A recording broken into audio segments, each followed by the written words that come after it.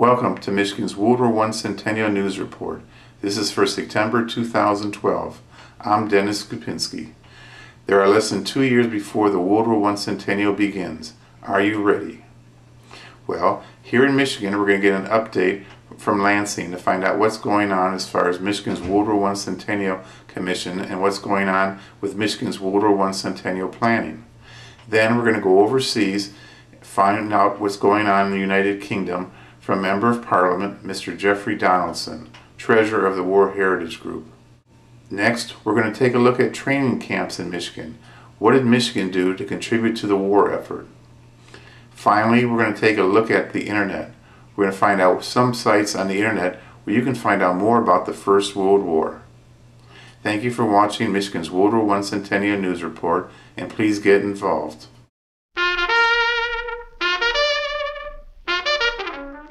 And now, the State Report.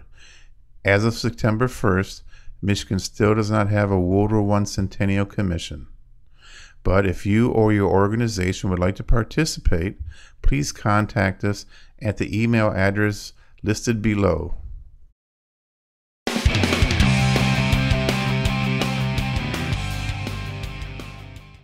But we're pleased now that the Prime Minister has appointed Dr. Murison to be the coordinator.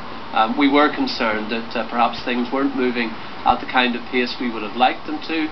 Other countries like France and Belgium, Australia for example, are a little further advanced in their plans for the commemoration of the First World War. But as I've said, we've had other things going on in the UK. But I'm confident now that both at government level and at local level, the plans will be put in place to make this a very special, very poignant commemoration of what was for the entire world a very significant war indeed. So yes, I think that at last we are moving towards our preparation. Well, I remember when I was at school, one of my favourite experiences was learning the poetry of the First World War poets. I think that poetry is so poignant and so powerful in the message it brings.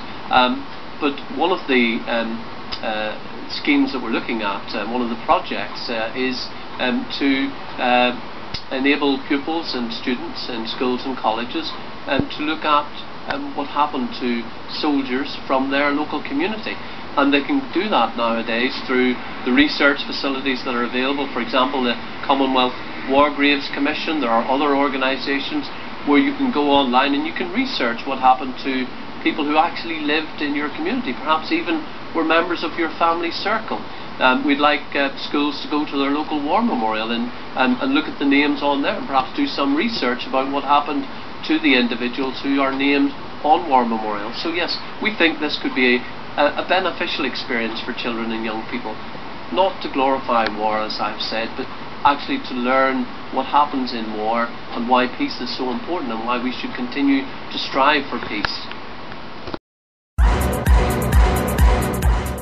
During the First World War, Michigan had 5 locations that trained soldiers.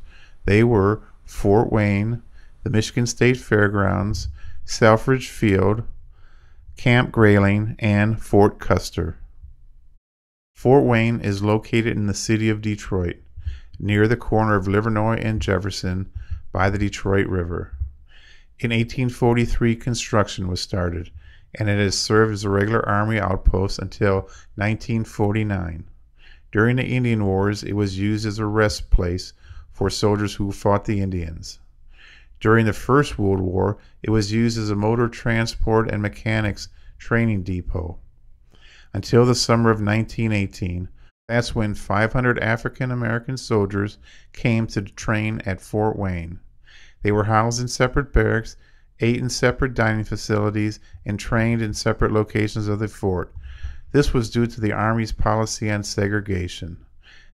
African American soldiers who did fight in France fought under the leadership of the French Army and were segregated from the Americans. The French Army knew how to handle the African Americans, where the American Army at the time did not. The Michigan State Fairgrounds were used as a training facility for 2 different groups. The first was the 16th Regiment of Engineers Railway, Detroit's only all-volunteer unit, which trained during the months of June and July of 1917 and headed for France to build the infrastructure for the American Expeditionary Force. Some of the projects they worked on were base hospitals, base camps, and railroad construction projects until the final days of the war, when they finally got involved with the American offensive. Base Hospital 36 was formed by the Detroit College of Medicine. Mobilized to the state fairgrounds in late August, they continued to train there until late October, when they finally sailed for France. Selfridge Field is located in Macomb County near the Clinton River. It's named after Lieutenant Thomas Selfridge, who was the first Army officer to die in an aviation accident when he was flying with Orville Wright. In the summer of 1917, Selfridge Field was a grass-covered field with some Army barracks thrown up around it. These were built by the 33rd Michigan National Guard Company G, who was responsible for maintaining the barracks. Selfridge Field trained pilots, mechanics, and aerial gunners. During the spring of 1918, the Clinton River overflowed and flight operations had to be suspended until the river subsided. Camp Grayling is located near Gaylord, Michigan. In 1913, Camp Grayling was purchased so the Michigan National Guard would have an area to practice their military skills.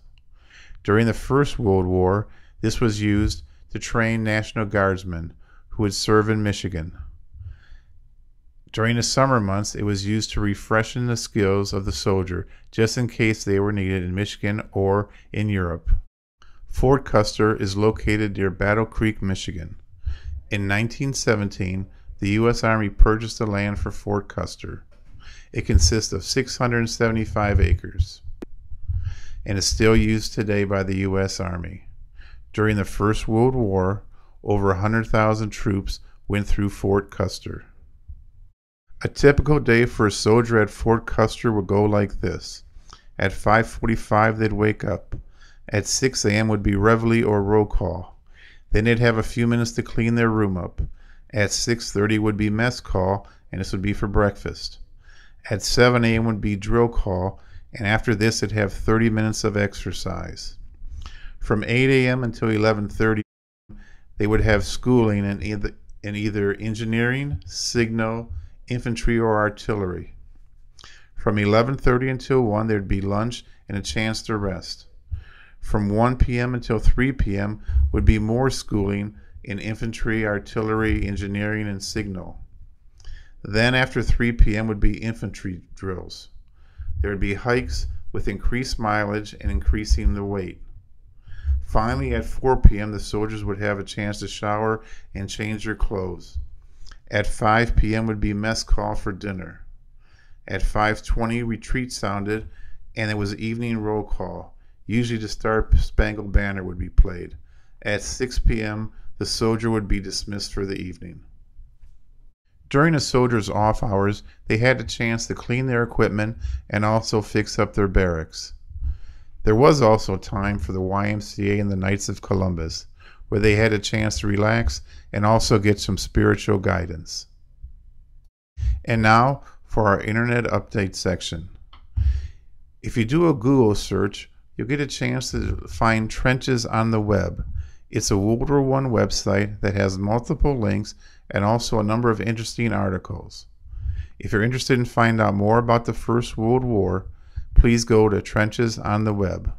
We also want to remind you about Michigan's World War I Centennial News page on Facebook and also on LinkedIn.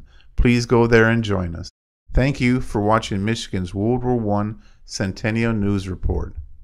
During 1917, Edward Schroeder was at Camp Custer, and during his spare time he wrote the Camp Custer March or One Step.